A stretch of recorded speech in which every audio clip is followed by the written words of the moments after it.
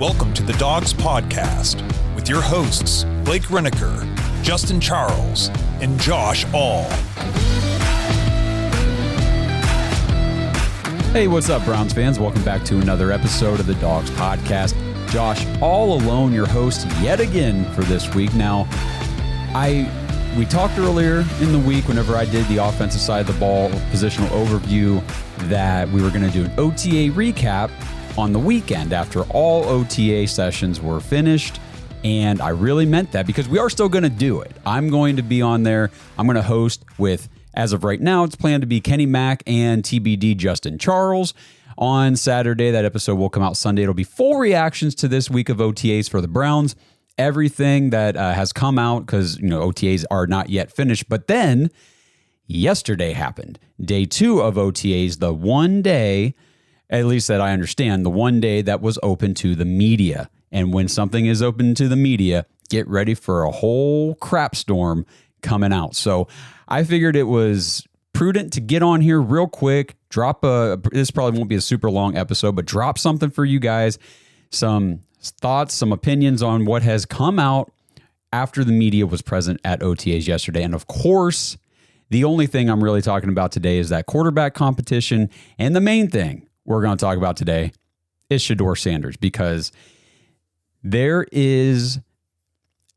are multiple narratives. I'm trying to think of the best way to say this stuff. There are multiple narratives right now, whether you watch or listen to the national media, people on social media, podcasters like ourselves, Cleveland media, whoever it may be, Colorado Buffaloes fans, Shedeur fans.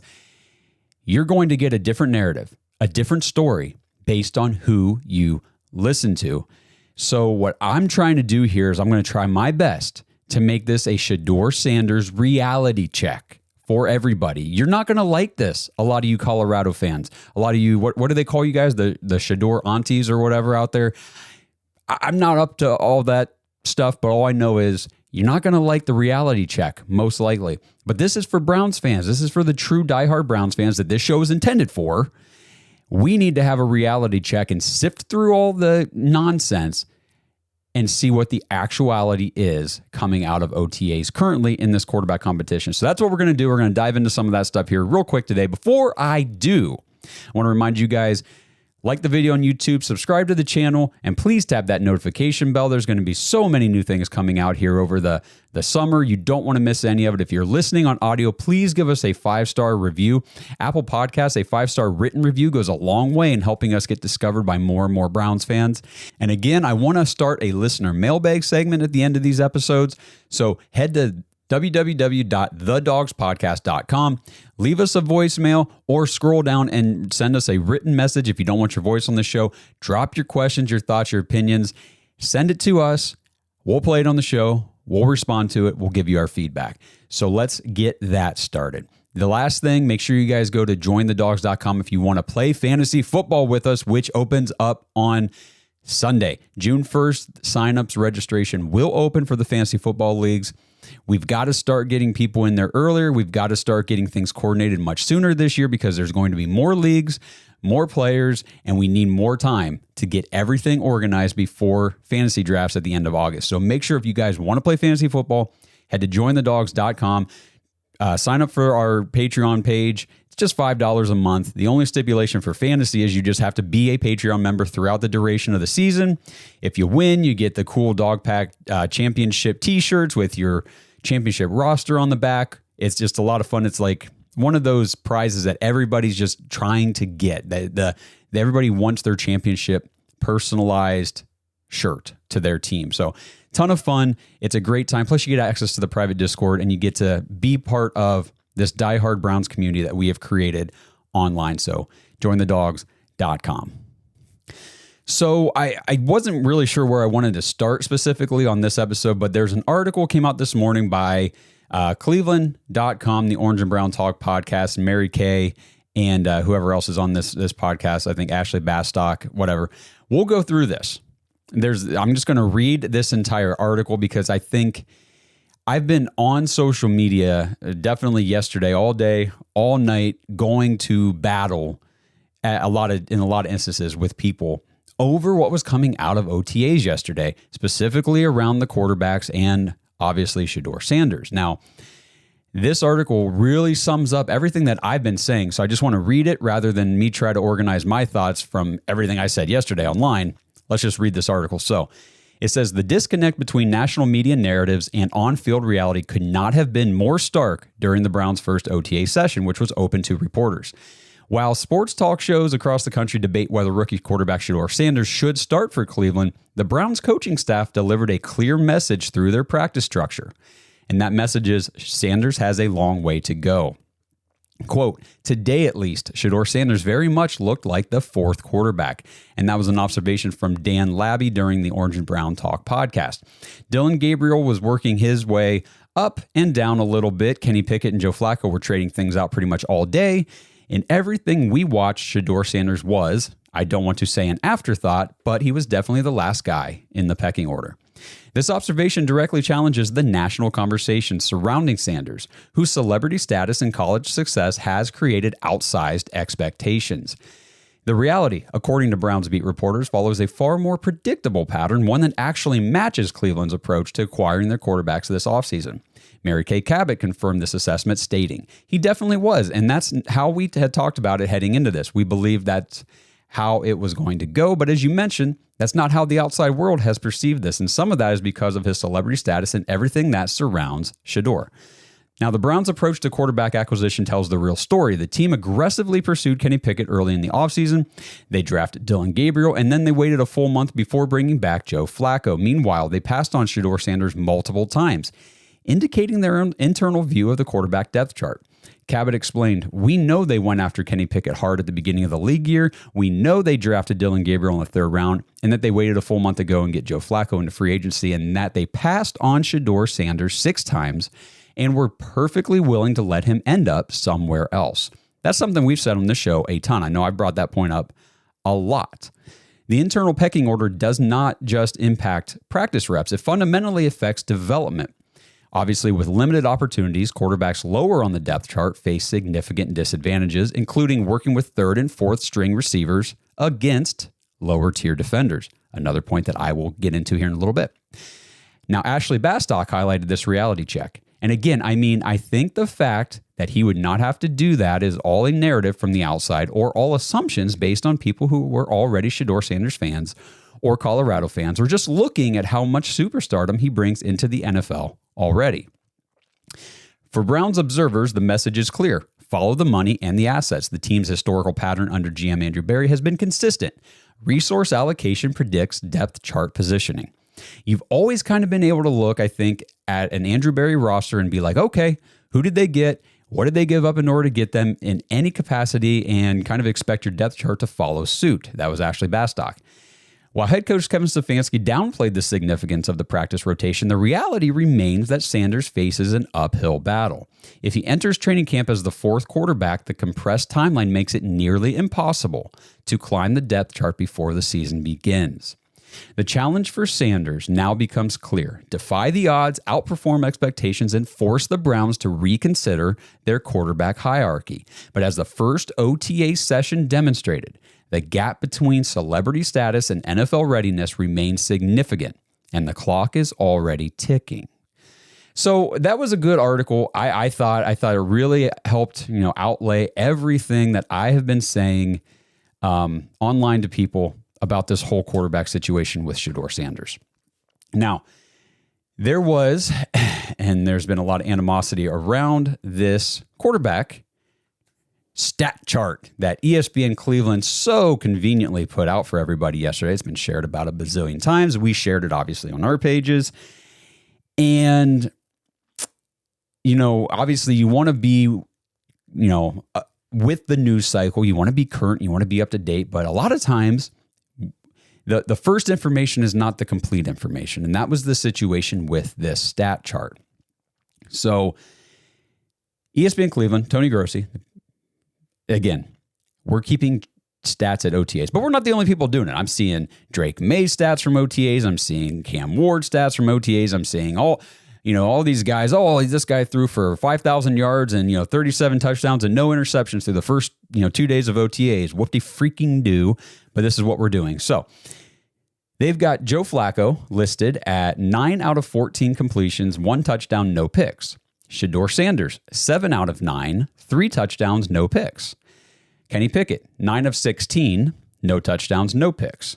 Dylan Gabriel, 11 out of 16, 2 touchdowns, 1 pick. Now, where does my issue with this stat tracker, other than the fact that it's absolutely absurd and ridiculous to be keeping OTA stats? But at the same time, I see why they feel it's relevant, obviously, because everybody wants to know how the quarterbacks are doing in this competition. It's a big deal. If you don't think it's a big deal, or you think, hey, it's just OTAs, who really cares, then you're kind of missing the point. It is a big deal who's going to play quarterback for the Browns. It always is. This year more than ever, because it's the first time under Kevin Stefanski since 2020 that the Browns are not going into the season with a clear-cut, surefire QB1. The first 2 seasons, it was Baker Mayfield. The next 3 seasons, it was Deshaun Watson. Even the first season, when we knew he wasn't going to start the season, he was still the no doubt QB1 on the depth chart. He just wasn't active for the first 11 games. It was Jacoby Brissett filling in, but you knew who the QB1 was. This is the first time ever under Stefanski that we don't know who it's going to be.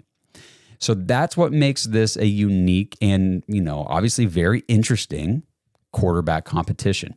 And we are going to be following it a lot, whether, we agree with a lot of the assessments or whatever, or the methods for doing it. It's what's happening. But it's not going to stop me from trying to dig deeper and break down what these stats actually mean. Because if you guys have followed this show for a while, you know that that's what I try to do. People dog the PFF grades and some of their stats and all that kind of stuff. And we always take PFF things with a grain of salt, but use those stats to try to figure out what the deeper story is on a player or a situation. And that's what I'm trying to do here with these stats for these quarterbacks. So when I looked at the stat chart, my first question was, okay, obviously we can put completion percentages with this. Shedeur Sanders had the best. He had the 3 touchdowns and all this kind of stuff. What were the situations in which these passing completions and touchdowns and things occurred? Were these in 7-on-7 drills? Were these in 11-on-11s? Was this, offense versus defense? Was this in individual drills? Where the hell was this stuff? So that was my first question, and I did get a comment today that apparently Tony Grossi on his Land on Demand behind the paywall, which I don't pay for, we don't pay for. We've had our beef with Tony Grossi, and I don't like him enough or value him to the point that I'm going to go pay for his crap. I'll just wait till it comes out for free. But it was good to hear that behind the paywall, at least, he broke down where these stats came from. Mary Kay Cabot put out an article that, let me see if I can pull this up here real quick. So she says, she kind of gave a breakdown for how things went yesterday in the OTA. So when the Browns went through their early full offense-only drills, Kenny Pickett was the first quarterback up, then it was Gabriel, then it was Flacco, then it was Sanders. But then this is where I really started diving into this stat chart and saying, okay, these stats are skewed and they're kind of garbage. She says the Browns then moved into the first of the 2 11-on-11 periods. That's the stuff that matters. If we're going to keep stats, this is what matters. Are we in 11-on-11s where you got a full offense and a full defense going against each other, or are you in 7-on-7s where there's no line? This is why we have to differentiate what drills these guys did the stats in. If we're going to keep stats, tell me what were their stats in 7s and what were their stats in 11s, because it does matter. There is a difference when you've got linemen in front of you and a pass rush coming versus nobody in front of you. If you don't think that's different, I'm sorry, it's freaking different. So she says the Browns then move on to the first of their 2 11-on-11 periods. So they had 2 11-on-11s. In the first one, Joe Flacco got the first reps, which she says possibly as a nod to his experience and seniority. And I would also add a nod to the fact that he's the only quarterback that we've seen run Kevin Stefanski's offense at a high level, or maybe better said, he's the best quarterback to ever run Kevin Stefanski's offense in 5 seasons. So then Kenny Pickett went second in that first 11 on 11. The two rookies didn't get any reps. So I want to make that very clear here. Okay. The two rookies got 0 reps in the first full team on team drill. So 11 on 11s, it was Flacco and then Pickett. No rookies, Gabriel or Sanders, did not take reps. Okay. So then the second session, when the Browns went out for 11 on 11s, Pickett went first, not Joe. And then Gabriel went second. Joe Flacco didn't take any reps in the second 11 on 11 period. The only guy who got reps in both 11 on 11s was Kenny Pickett. In the first session, it was Kenny and Joe. In the second session, it was Kenny and Dylan. And guess who didn't get a single 11 on 11 rep at OTAs yesterday? Shedeur Sanders. So with that stat chart, they have Shedeur Sanders listed as going 7 of 9 for 3 touchdowns and no picks. All of that was in 7 on 7s. So if you're using 7 on 7s and 11 on 11 stats all mixed together for the other 3 guys, it skews the whole chart because Shedeur Sanders has no stats from 11 on 11s. You got to break it down separately. Otherwise, of course, he looks better than the other guys. He had no pass rush. He had no line in front of him when he was doing his drills. And another thing we got to hit on is Shedeur Sanders is the 4th string quarterback. Reality check. That's what I'm trying to do here. I'm trying to temper expectations based on what we're seeing come out. People are just throwing and spewing all this Shedeur Sanders stuff all over the internet saying, oh, he's QB1. He's better than all the other guys. He's going against the practice squad tryout guys. They will not be on a practice squad roster come September. He's throwing to, receivers that I don't even know who they are. His stats, this is just what scares me about this whole situation is people are taking just the bare numbers from the stat keeping for Shedeur Sanders and the rest of these guys and using it as gospel and saying, well, look at what he did, over the other guys. No, he didn't. No, he did not. He was not going against Denzel Ward and Martin Emerson. He was not getting Mason Graham and, Obo and these guys rushing at him. He did not have a line of... I'm sorry. We have got to bring this down to reality. We have to ground ourselves in what is going on right now in these OTA sessions and these practices. This episode is sponsored by Manly Bands. Guys, is your wedding band old, outdated, or just not the same taste you had when you were younger? Or hey, maybe you're about to get married, but you don't want to deal with the salespeople at the jewelry stores. Manly Bands has the best wedding bands made specifically for men. They have the classic timeless gold and white gold styles, but they also have rings made from platinum, black zirconium, tungsten, titanium, even materials like meteorite and dinosaur bone. Yes, your wedding ring could be made from a dinosaur fossil. That is a real thing. They also have different ring collections like their Jack Daniels rings made from actual Jack Daniels whiskey barrels. They also have Lord of the Rings and DC Comics band collections. Head over to manlybands.com/dogs and take advantage of their 30% off sale with free shipping. Plus, use promo code DAWGS, DAWGS, when you check out for another 10% off your order. Now, every Manly Band comes with a free silicone ring, and if you don't know your ring size, that's okay. You can order a free ring size chart from Manly Bands to make sure that you know exactly the right size before you order. And then if you get your ring and it doesn't fit just right, you can always return it or exchange it without any hassle. And I know this because I like my rings to be a little more loose, and the first band that I got was just a little too snug for the way I like to wear it, so I exchanged it, and the whole process was quick, easy, and I had my new ring in no time. And now, Manly Bands is even accessorizing men beyond just your wedding rings with their chain necklaces and chain bracelets made for men by men. And if you need groomsmen gifts or anything else, Manly Bands has you covered with their barware, whiskey glasses, flasks. They even have customized coasters and flight trays. So skip the jewelry stores, avoid the salespeople, and get a wedding band that was designed for you. Manlybands.com/dogs to get 30% off, free shipping, plus get an extra 10% off when you use code DAWGS, DAWGS, when you check out. So if we look at the 7-on-7s, and I'm glad that Mary Kay put out a free article that I could actually read the breakdown. So in 7-on-7s, they split the offense into 2 squads, which is what we had already talked about. They had said they were going to do this. You had Flacco and Pickett on one field, so the veterans were on one field, and then you had the rookies, Gabriel and Sanders, on the other.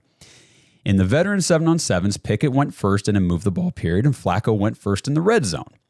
So Flacco had a pass to Jamari Thrash that was broken up by Denzel Ward. It was a nice play by Ward.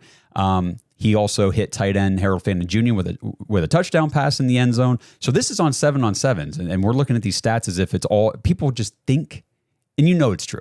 You see the stats and you think, oh, this was in all like 11-on-11s. This is in team drills. No, it wasn't. Pickett connected with Jerry Jeudy on a slant and other intermediate routes in 7-on-7s, Fannin on a short pass to the left on the rookie field. Dylan Gabriel went first most of the time, but both quarterbacks made some nice plays. And this is where I want to give Shedeur his flowers, because I don't want this to sound like a Shedeur bashing episode. It's not. This is a Shedeur reality check. So the reality, he made some nice freaking plays. The videos show, I'll tell you what, some of these passes and the ball placement that Shedeur has, especially around the end zone, they are freaking nice. She talks about Shedeur fired a couple of touchdowns to the corners of the end zone in the red zone drill, one to tight end Trey McKitty, and the other one I think was to Brendan Bates. Both were like highlight reel, not just, I don't want to say highlight reel catches, because it's not like they were terrible passes that these guys somehow came down with the catch. They were just highlight reel plays. Shedeur Sanders puts the ball in a perfect location for these big body receiving guys to go up, make the grab, and come down with it in the end zone. And I mean, his ball placement is nice. It's fire, guys. Like, there are some things about Shedeur Sanders on these video clips and on tape that it's very encouraging. It's very impressive, but we also need to keep it grounded in the defenders he's throwing against, fourth string tryout guys. They won't be on it. They will not be on the team. They will not be on even the practice squad come September. So we have to remember that. Also throwing to guys who will be maybe on practice squads. I mean, I know Bates and McKitty probably will be, one of those guys at least will be on our practice squad come September, but we have to keep this stuff in perspective to really get a proper evaluation. Because if we're just going to take the numbers and say, oh, Shedeur Sanders is QB1 based on the numbers alone, we're screwed, because clearly the Browns don't think he's ready to go up against the first team defense, because he's not yet. So maybe you guys can help me in the comments here, because I do need the help with some of this stuff. When I ask for this, your feedback, I really mean it. So there's this account, there's this guy on Twitter. I don't know who he is. I don't really understand how he's at these Browns practices or OTAs. So you guys help me out with this. Profile name is Corey. It's at Corey S. Kuza, Kuza on X. I don't know who the hell this guy is, but this is some of the stuff that we've got to be careful about on social media, listening to people, because he's clearly just pushing an agenda when it comes to this stuff. So he posted, he's and maybe he's not even there. I really don't know what to believe a lot of times with this stuff, but he claims he's at OTAs. He claims he's there reporting from, on site, and he says official. Shedeur Sanders was a perfect 13 of 13 today at Browns OTAs. This is only the second time in 25 years that a rookie quarterback has completed every pass. The other rookie, Tom Brady. This guy's full of shit. Okay, first of all, Shedeur Sanders was not 13 of 13. If you go back to the ESPN stat chart and what Mary Kay and the other reporters who were there talked about, he didn't even throw 13 passes. And another thing, there's a compilation video from Cameron Justice. Follow her, by the way. She's a hell of a reporter. I love her stuff.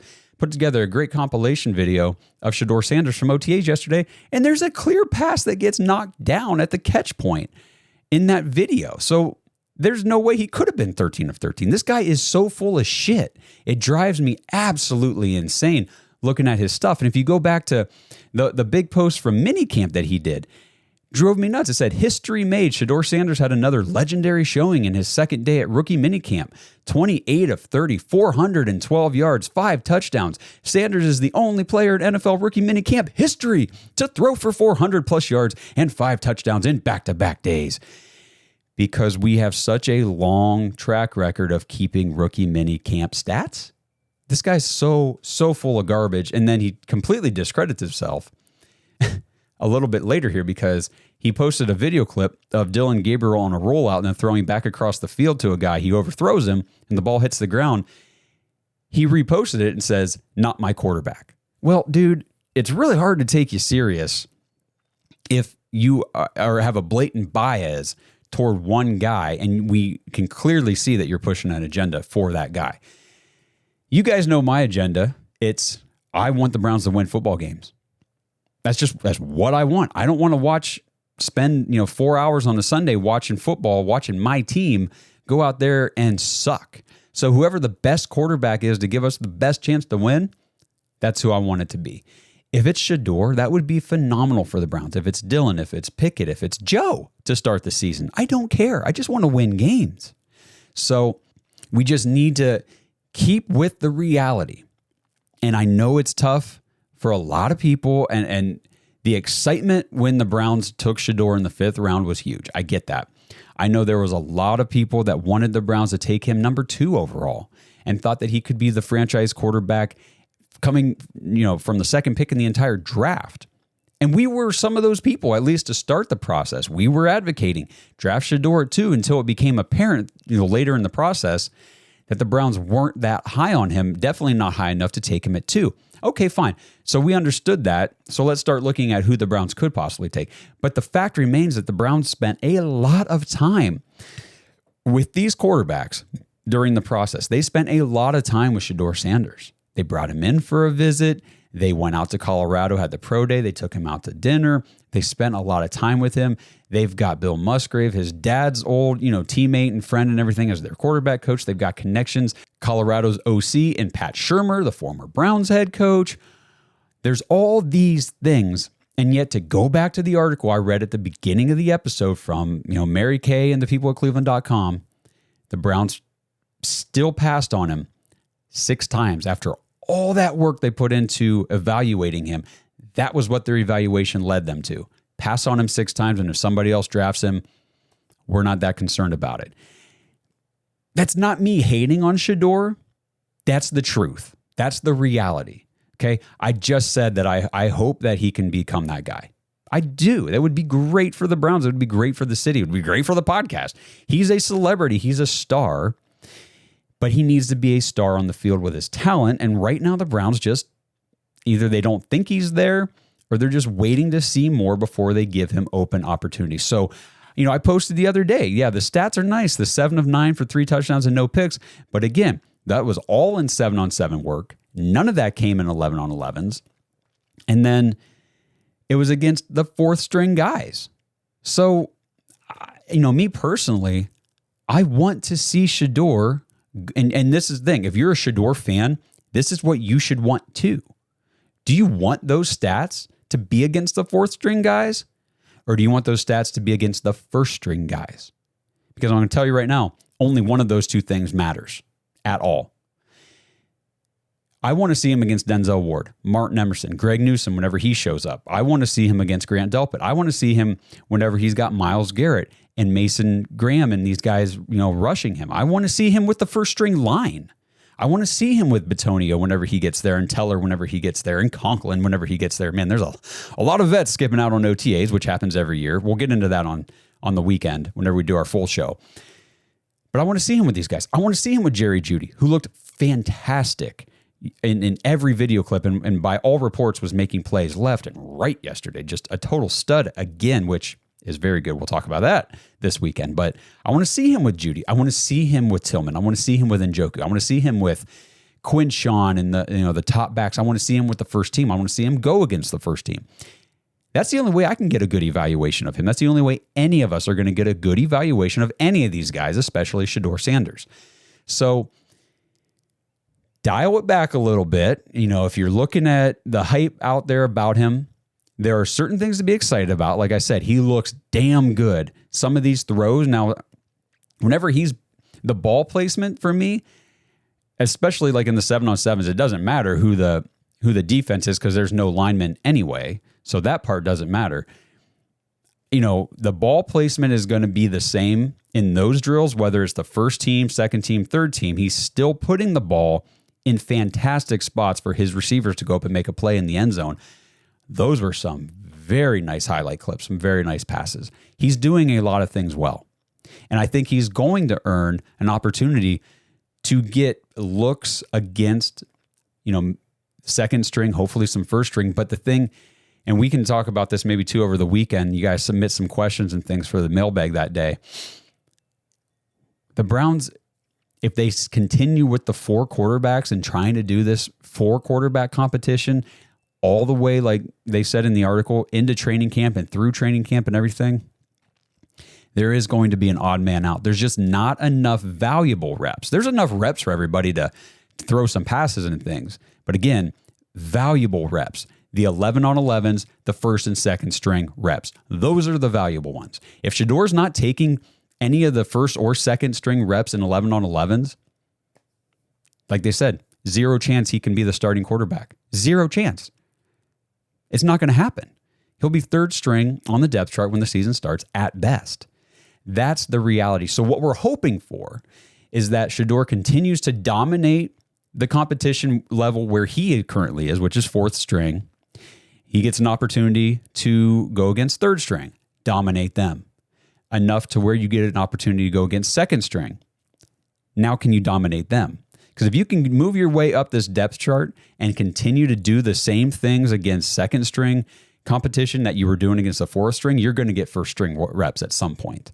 That's what we want to see. If Shedeur Sanders is truly going to climb this depth chart, which again is a tall order, but if he can do it, he can do it. And I think Shedeur Sanders would be the first one to tell you that he doesn't want skewed stats out there.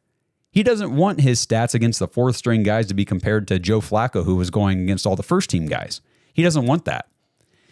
It's mainly his fans and his followers who are propping him up unfairly. And I don't think Shedeur himself would even want that. He wants a true and fair competition. And he's the first person to ever tell you that, I'm not doing good enough. I need to be better. I need to work harder. And and then he does it. And then he does work harder and he does get better. So I think Shedeur has the potential to do this, but he needs the opportunity to do it. So we just have to, it's going to be a long, insufferable summer with the reporting coming out of, man, when we get to training camp and stuff, and it's just, it's going to suck. But the good news is, at one of those sessions, at least one of them, we would like to get up there, get our eyes on the situation, come back with our personal opinions based on that experience to give to you guys. Because trying to sift through the bias and the BS, it's no secret Tony Grossi doesn't like Shedeur Sanders. No secret. It's no secret that Tony Rizzo does like Shedeur Sanders. I mean, it's no secret who these talking media people like and who they want to be the guy.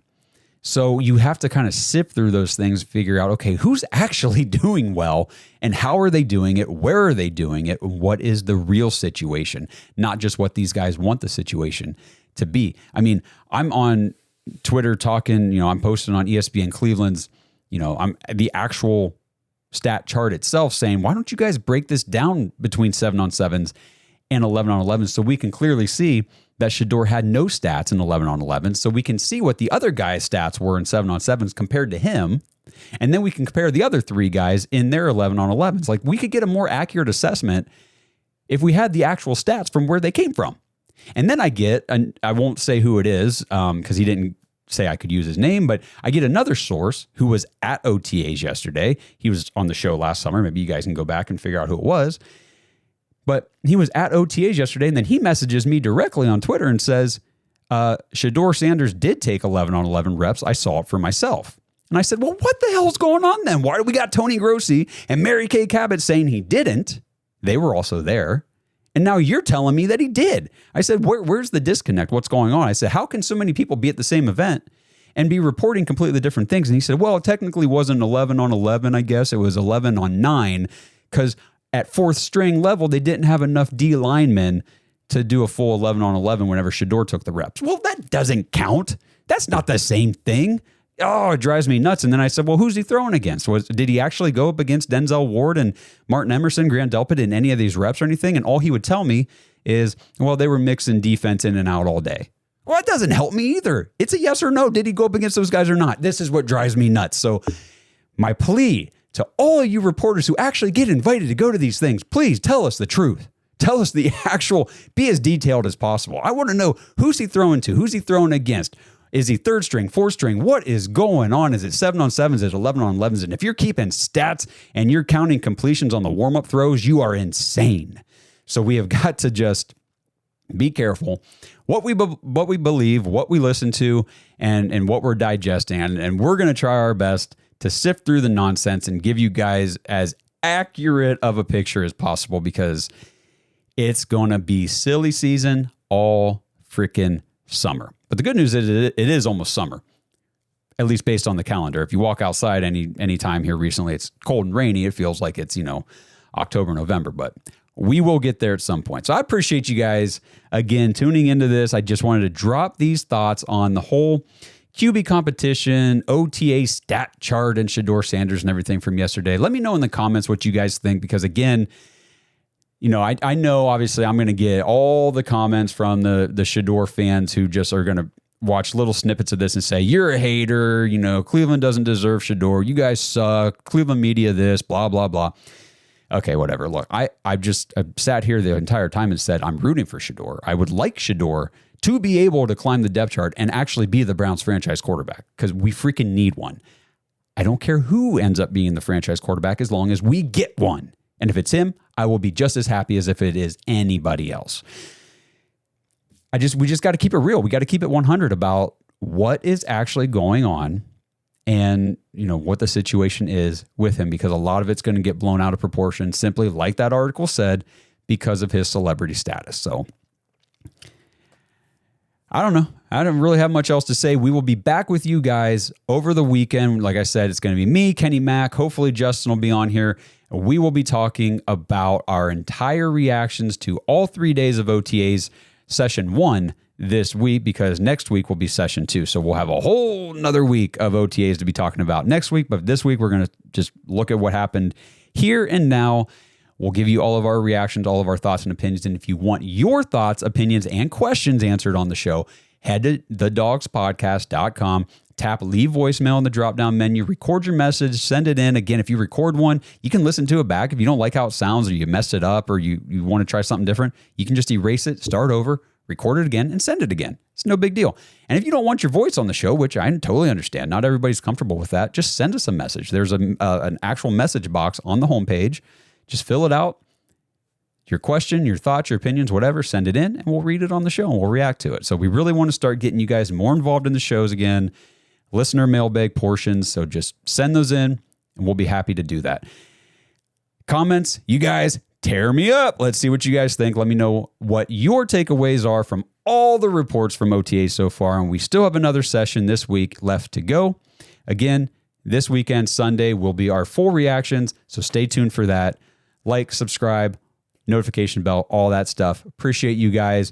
Even all of you Colorado people who come in here just to knock us down. We still appreciate you guys tuning in.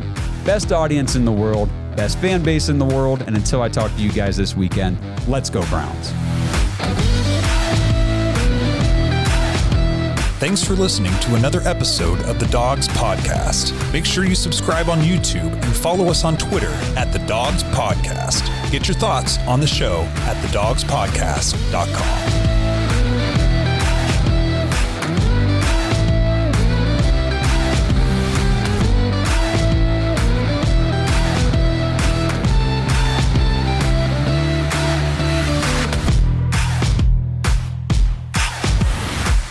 This episode is brought to you by Danger Coffee. Browns fans, we talk about how Danger Coffee is made free from mold toxins that are in 45% of the world's coffee, but that's not all that Danger Coffee has to offer. Mineral and nutrient deficiencies are a big deal. They make you feel sick, tired, stressed, and they can give you brain fog. These deficiencies negatively affect your immune system, your digestion, sleep, metabolism. Have you ever wondered why you get an initial burst from your coffee, but then you get that little crash not long after. Danger Coffee's patent-pending process remineralizes your body with more than 50 trace minerals and electrolytes, leaving you more energized, engaged, powerful. These micronutrients enter the cells to boost performance. They bind to toxins to provide detoxification support. I know that sounds like a lot, but the bottom line, guys, is minerals matter, and most of us really don't get enough of them on a daily basis. Danger Coffee delivers micronutrients, plus it gives you access to the minerals you already have.